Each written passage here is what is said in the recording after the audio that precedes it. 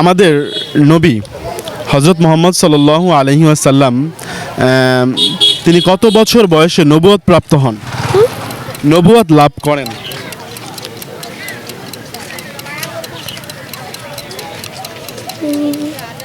কত বছর বয়সে তিনি নবুয়ত লাভ করেন? অপশন দিব? আচ্ছা, প্রশ্নটি আমরা স্কিপ করি। আচ্ছা, তুমি সূরা ইখলাস বলতে পারবা? কোনটা? হ্যাঁ, কোনটা? কুল হুয়াল্লাহু আহাদ সূরাটি বলতে পারবা? আচ্ছা, সুন্দর করে টেনে টেনে বলো। কুল হুয়াল্লাহু আহাদ আল্লাহুস সামাদ লাম ইয়ালিদ ওয়া লাম ইউলাদ ওয়া লাম ইয়াকুল লাহু কুফুয়ান আহাদ। তোমাকে অসংখ্য ধন্যবাদ আমাদের চ্যানেলে অংশগ্রহণ করার জন্য।